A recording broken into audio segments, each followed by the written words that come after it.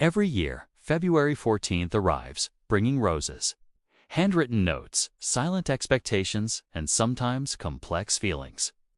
Valentine's Day feels enduring, as though it has always existed exactly in its present form. Yet, the choice of this particular date is far from obvious. February is not a season commonly linked with romance. It falls within the cold, gray portion of winter for much of the world, long before the renewal of spring begins. Still, this date has lasted for centuries as the day associated with love, devotion, and affection. The reason Valentine's Day takes place on February 14th does not come from a single moment, but from a mixture of ancient customs, religious choices, historical coincidence, and shifting cultural meaning. To understand why this day exists where it does on the calendar, it is necessary to look far back in time to a world where love, fertility, and survival were closely connected, and where festivals were created to bring hope and warmth to the darkest part of the year. Long before Valentine's Day existed, February already carried symbolic importance. In ancient Rome, February was a month of purification, change, and preparation. The name February comes from febua, a word tied to cleansing rituals. This period was meant to remove the misfortune of the past year and prepare for renewal. It was also a month strongly connected to fertility. As winter slowly loosened its grip, societies looked ahead to spring planting and reproduction. The ancient world often merged the survival of crops, animals, and humans into a single cycle. Fertility was not only biological, but spiritual and agricultural. Celebrations held during February reflected this way of thinking, focusing on abundance, continuity, and the hope that life would continue. This setting prepared the ground for a festival that would later become linked with the story of Valentine's Day. One of the most influential forerunners to Valentine's Day was Lupercalia, a Roman festival observed between February 13th and 15th. Lupercalia was wild, disorderly, and intensely physical, standing in sharp contrast to modern ideas of romantic love. It honored fertility gods and remembered the mythical founders of Rome, Romulus and Remus. During the festival, rituals were carried out to encourage fertility and guard against harmful spirits. Participants believed these practices would support health, successful births, and strong future generations. Love in this setting was not poetic or sentimental. It was functional and necessary. Although Lupercalia had no connection to romance in the modern sense, it firmly positioned mid-February as a time linked to human connection and reproduction. This connection would become important centuries later as cultural values evolved. The most familiar explanation for February 14th centers on a figure known as Saint Valentine. However, the reality is far more complicated. There was not a single Valentine, but possibly several Christian martyrs with that name, all living during the Roman Empire. The most popular story describes a priest who challenged Emperor Claudius II.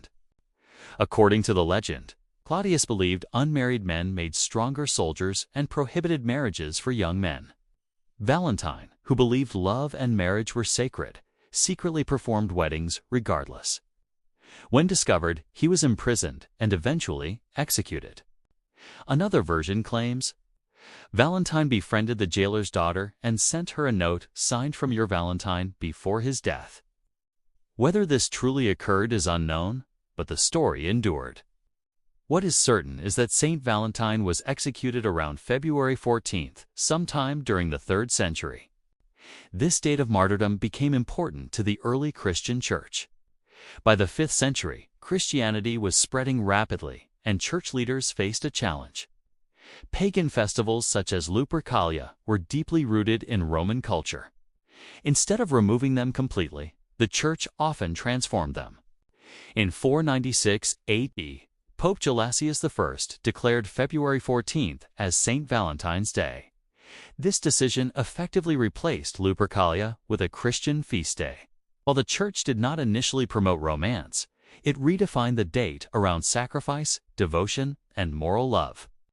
Over time, the older fertility symbolism moved into the background, replaced by stories of loyalty and selfless affection. February 14th survived not because of romantic love at first, but because it fit smoothly into a broader effort to reshape cultural traditions under Christian influence. Valentine's Day was not immediately connected to romance. That shift began during the Middle Ages. In medieval Europe, February was believed to be the time when birds started pairing off to mate. This natural belief captured the attention of poets and writers. Geoffrey Chaucer played an important role in linking Valentine's Day with romantic love. In his poetry, February 14th was described as a day when love emerged and partnerships formed. His work circulated widely, strengthening the idea that this date belonged to romance. As the concept of courtly love grew popular, Valentine's Day became a symbolic moment for expressing admiration and devotion. Nobles exchanged poems and small gifts. Love, once rooted in survival and reproduction, became idealized and emotional. By the 18th century, Valentine's Day was firmly linked with romance in England and parts of Europe. Handwritten messages became common, especially among those who found it difficult to express feelings openly. These early Valentines were personal, poetic, and often deeply sincere. The Industrial Revolution transformed everything. Advances in printing made cards affordable and widely available. What was once a private exchange slowly developed into a commercial tradition. Symbols such as hearts, cupids, and roses became standardized. Despite commercialization, February 14th kept its emotional significance. The date itself carried centuries of layered meaning, combining ancient fertility, religious devotion, poetic imagination, and personal expression. Valentine's Day is not the result of a single romantic act or a simple historical choice. It is the product of centuries of cultural layering. Pagan rituals, Christian martyrdom, medieval poetry, and modern commerce all played a role in anchoring love to February 14th. The date endures because it adapts. What began as a celebration of fertility became a memorial to devotion, then a poetic symbol of romance, and finally, a global expression of affection in many forms. February 14th is not special because love selected it. It is special because history returned to it again and again until love made it home. Thank you for watching.